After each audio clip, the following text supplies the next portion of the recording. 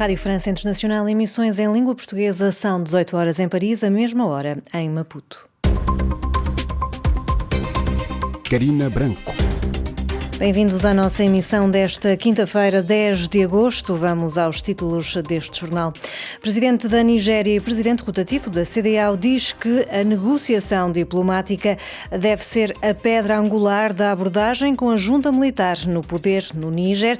A cimeira está em curso. No Equador foi assassinado um dos principais candidatos às eleições presidenciais de 20 de agosto. Foi decretado o estado de emergência, mas a data do escrutínio é mantida. Em Moçambique, os três principais partidos com assento no Parlamento, Frelimo, Renamo e MDM, submeteram as suas candidaturas para as eleições autárquicas de 11 de outubro. E na África do Sul, a greve dos taxistas na cidade do Cabo continua pelo 8º dia consecutivo e os taxistas prometem continuar. No controle técnico está Dusko Sekulic e o jornal começa agora. RFI, as vozes do mundo. Na Nigéria, o presidente da Nigéria defendeu hoje em Abuja que a negociação diplomática deve ser a pedra angular da abordagem da CEDEAO com a junta militar no poder no Níger. As declarações foram feitas na abertura da cimeira de hoje da CEDEAO. Os chefes de Estado e do Governo têm como único ponto da ordem de trabalhos o debate sobre a situação criada pelo golpe de Estado de 26 de julho no Níger e avaliar uma intervenção militar para repor a legalidade constitucional. O presidente rotativo da organização disse que as negociações devem envolver todas as partes, incluindo os autores do golpe de Estado, para os convencer a abandonar o poder e a reintegrar o presidente Bazoum. Os presidentes de Moçambique e do Quénia recusaram hoje em Maputo a deposição de governos democraticamente eleitos em golpes militares, como no Níger, mas garantiram que a África pode resolver os seus problemas. O presidente moçambicano Filipe Nyusi sublinhou a necessidade de a África ter uma única voz através da União Africana. O surgimento dos governos não democraticamente eleitos a nível da África Ocidental não se pode permitir. O país, o mundo evoluiu, está numa fase em que os poderes são transferidos pacificamente através das eleições e não se pode dar o luxo o país atrasar o crescimento que o país, que a África está a evoluir, mas de forma inconstitucional. O presidente Ruto introduziu um tema que temos estado a discutir muitas vezes, que é por uma questão de reforma da União Africana, no sentido de que uma única voz, que é a União Africana, tem que falar pela África, e a semelhança do que acontece com outras organizações internacionais. Portanto, uma matéria que estamos a refletir. As palavras do presidente moçambicano Filipe Nyusi num som da agência Lusa. Neste que foi o primeiro dia da visita oficial a Moçambique do presidente queniano, os governos de ambos os países acordaram trocar informação e cooperar em matéria de defesa e no combate ao terrorismo que afeta os dois Estados. Ainda em Moçambique, os três principais partidos com assento no Parlamento, Frelimo, Renamo e MDM, submeteram as suas candidaturas para as eleições autárquicas de 11 de outubro. O MDM fez saber que vai avançar sem coligação nas 65 autarquias. Reportagem de Orfeu Lisboa, o nosso correspondente. Silvia Cheia, mandatária nacional do MDM, explicou as razões.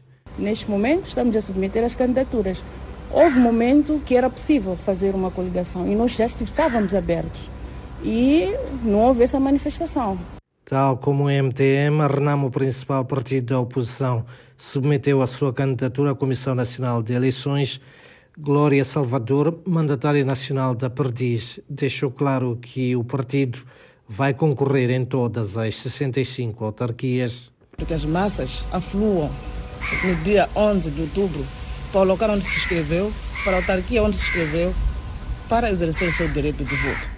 A Frelimo também submeteu a candidatura. Verónica Macamo, mandatária nacional, deixou um apelo aos partidos políticos de não à violência. Essa é a nossa expectativa, esse é o nosso desejo e nós vamos trabalhar, mobilizar os nossos membros. Esperamos que os outros partidos também o façam.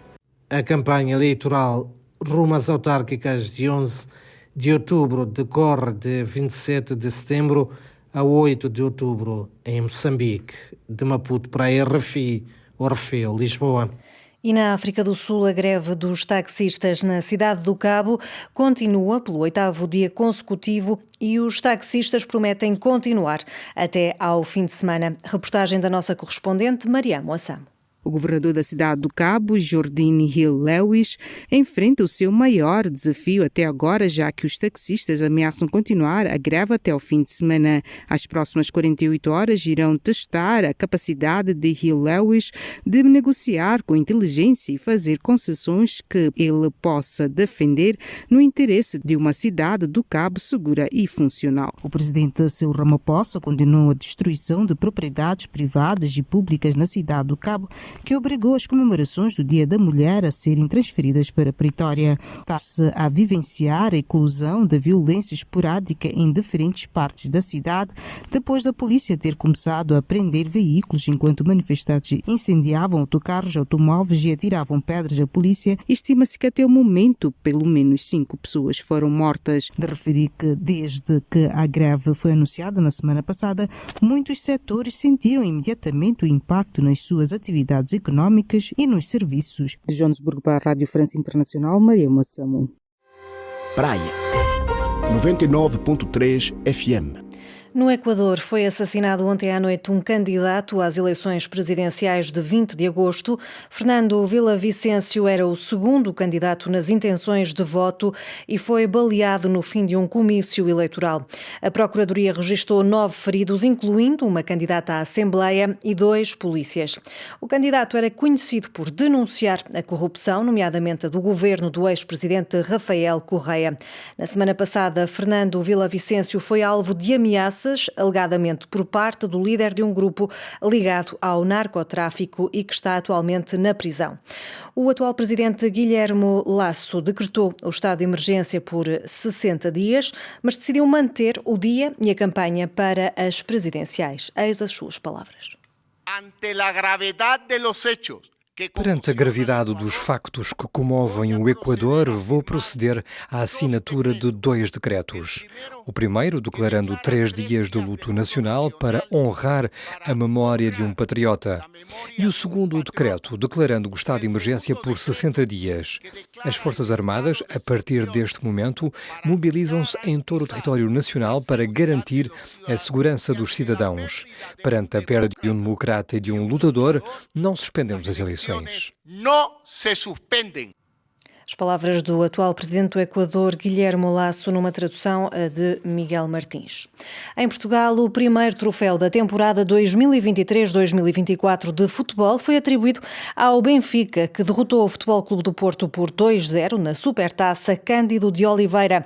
Em conferência de imprensa, Roger Schmidt, o treinador alemão dos encarnados, estava feliz, mas lembrou que a competição mais importante para os lisboetas era o campeonato. É um troféu que vai ficar para sempre e foi isso que disse aos jogadores antes do jogo, que no final das suas carreiras vão olhar para os troféus que ganharam. A Supertaça não é o troféu mais importante, mas foi contra uma equipa forte, o nosso rival, e é daí o valor acrescido da conquista. Foi um excelente jogo de futebol. Hoje ganhamos o troféu, mas amanhã já estamos a pensar noutro desafio. Temos muito respeito por cada competição. A Liga é a competição mais importante e temos 34 jogos pela frente. O primeiro é já na segunda-feira, frente ao Boa Vista, e temos de respeitar todos os adversários. As palavras de Roger Schmidt, treinador do Benfica, numa tradução de Marco Martins. E no Brasil, o presidente Lula da Silva disse ontem na Cimeira da Amazónia que os países em desenvolvimento não podem aceitar um neocolonialismo verde com a desculpa de protegerem o meio ambiente.